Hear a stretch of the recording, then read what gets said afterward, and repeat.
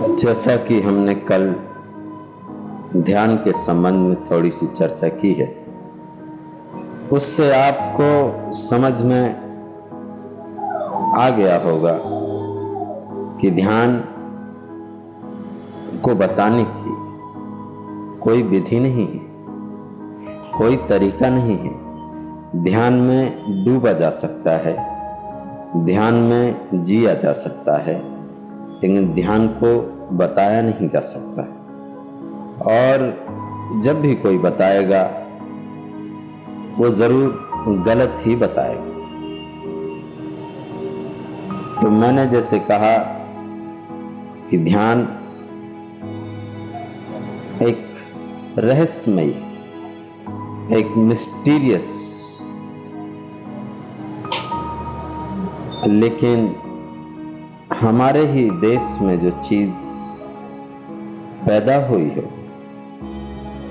और हम ही उससे अनभिज्ञ हों, ये बड़ा दुर्भाग्यपूर्ण है। ध्यान हमारे कण कण में विराजमान है और हम शांति को ढूंढते चले जा रहे हैं। ये हमारा ही देश है कि हमारे ही इस देश ने इतने महान चेतनाओं को जन्म दिया है, जो ध्यान की गहराइयों में इतने डूबे कि उन्होंने आकर खबर दी है कि सत्य यहां है। लेकिन दुर्भाग्यपूर्ण कि हम उसको भी नहीं समझ पाए। तो थोड़ी सी चर्चा मैं आज ध्यान के संबंध में आपसे करने वाला हूं। मन एक छाया जैसा है। जैसे कोई दर्पण में देखे और सोचने लगे कि मैं दर्पण के भीतर हूं। तुम दर्पण के भीतर नहीं हो।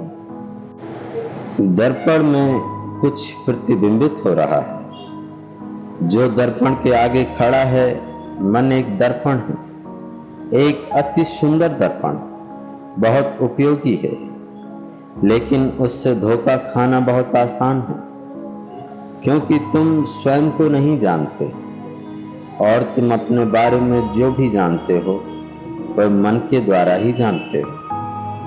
तुम्हें अपने चेहरे की जानकारी केवल दर्पण के माध्यम से ही है। इसलिए दर्पण बहुत महत्वपूर्ण हो गया है। और तुम जो भी मन के द्वारा जानते हो वह मात्र प्रतिबिंब है, वह वास्तविक नहीं है।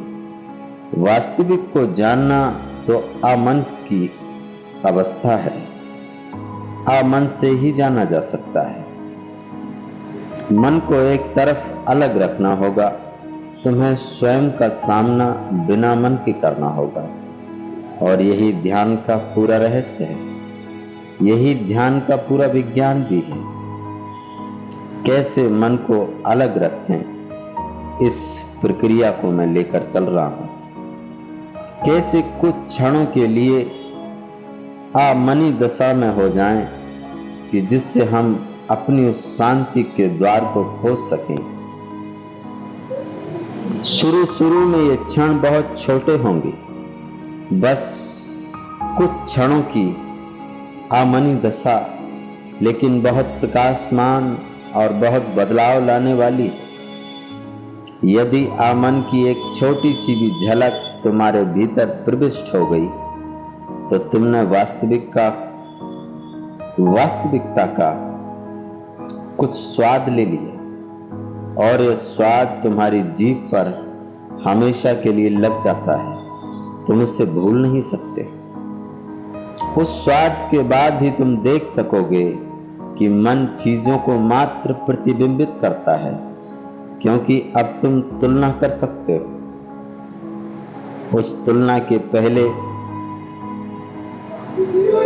अनुभव के बिना ये कहना सरासर गलत है, क्योंकि तुलना करोगे किससे? तुम वही जानते हो जो मन तुमसे कहता है, और वह सब मन से ही है। ऐसा कुछ जानना होगा जो मन से नहीं आता, और तब तुम पाओगे कि मन कमजोर होने लगे, तब तुम जानते हो कि वास्तविकता पूरी तरह अलग है, एकदम अलग है। इसीलिए यह करना होगा और इसे किया जा सकता है। मन का होना अनिवार्यता नहीं, उसे एक किनारे किया जा सकता है। मन एक क्रियाकलाप है, मन एक यंत्र है, उसे विश्राम में लाया जा सकता है। यह टहलने की जैसी क्रिया ही है। जब तुम्हें टहलने की जरूरत है तुम टहलते हो, जब तुम्हें जरूरत नहीं है तुम अपने पैरों को आराम करने देते हो। मन एक यंत्र है, टहलने से ज्यादा सूक्ष्म, परंतु यह 24 घंटे चलता रहे इसकी कोई आवश्यकता नहीं है। जब इसकी आवश्यकता हो इसका उपयोग करो। यह काम के लिए अति उपयोगी एक जैविक यंत्र है, परंतु जब इसकी आवश्यकता नहीं है इसे एक किनारे किया जा सकता है। इसे कहो कि वह धीमा हो जाए, इसे कहो कि यह सो जाए और आराम करे। शुरू में यह तुम्हारी नहीं सुनेगा, क्योंकि बहुत जन्मों से तुम इसकी सुनते रहे। नौकर मालिक हो गया है और मालिक नौकर की तरह व्यवहार करता रहा है। इसीलिए अभी यदि तुम इसे रुक जाने को कहो तो यह तुम्हारी नहीं सुनेगा। लेकिन धीरे धीरे मालिक यदि मालकियत का व्यवहार जारी रखे तो नौकर धीरे धीरे नौकर की तरह व्यवहार शुरू कर देगा। मन नौकर की तरह बहुत सुंदर है, परंतु मालिक की तरह बहुत बुरा भी है। जब तुम मालिक हो और मन नौकर की तरह तुम्हारा अनुसरण कर रहा हो, यह एक अति सुंदर उपकरण है, प्रयोग में लाने का एक अच्छा साधन है। यह बहुत तरीके से उपयोगी हो सकता है, लेकिन केवल एक नौकर की तरह। होश के लिए पहला चरण है अपने शरीर के प्रति बहुत होश रखना। धीरे धीरे व्यक्ति प्रत्येक भाव भंगिमाओं के प्रति, हर गति के प्रति होशपूर्ण हो जाता है। और जैसे जैसे भी तुम होशपूर्ण होने लगते हो, एक चमत्कार घटित होने लगता है। अनेक चीजें जो तुम पहले करते थे सहज ही गिर जाती हैं। तुम्हारा शरीर ज्यादा विश्राम पूर्ण, ज्यादा लयबद्ध हो जाता है। शरीर तक में एक गहन शांति फैल जाती है, एक सूक्ष्म संगीत फैल जाता है शरीर में। फिर अपने विचारों के प्रति होशपूर्ण होना शुरू करो। जैसे शरीर के प्रति होश को साधा, वैसे ही अब विचारों के प्रति करो। विचार शरीर से ज्यादा सूक्ष्म है और स्वभावतः ज्यादा कठिन भी है। और जब तुम विचारों के प्रति जागोगे तब तुम आश्चर्यचकित होगे कि भीतर क्या क्या चलता है। यदि तुम किसी भी समय भीतर क्या चलता है उसे लिख डालो तो तुम चकित होगे। तुम भरोसा ही ना कर पाओगे कि भीतर यह सब क्या चल रहा है।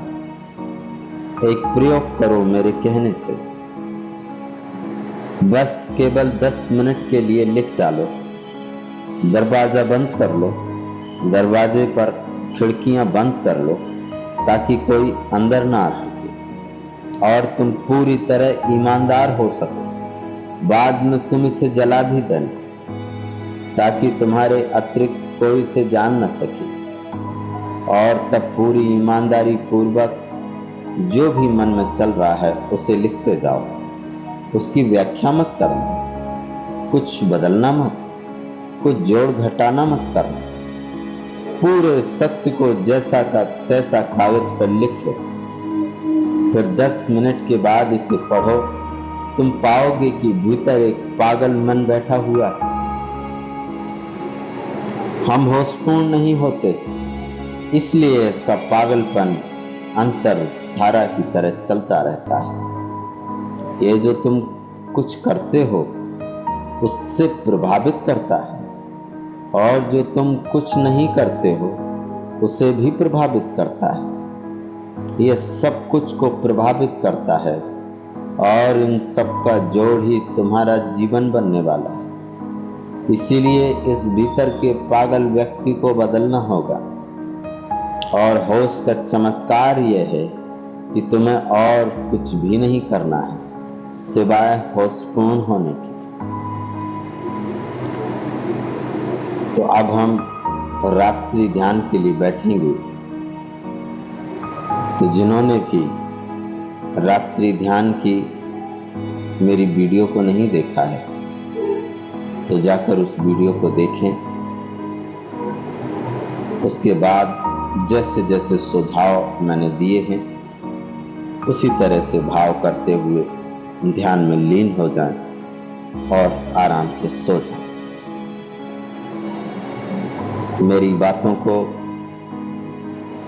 इतने प्रेम से पसंद किया है उसके लिए बहुत बहुत कृतज्ञ हूं। और अंत में संपूर्ण ब्रह्मांड को साक्षी मानकर आप सभी को प्रणाम करता हूं। मेरे प्रणाम स्वीकार करें।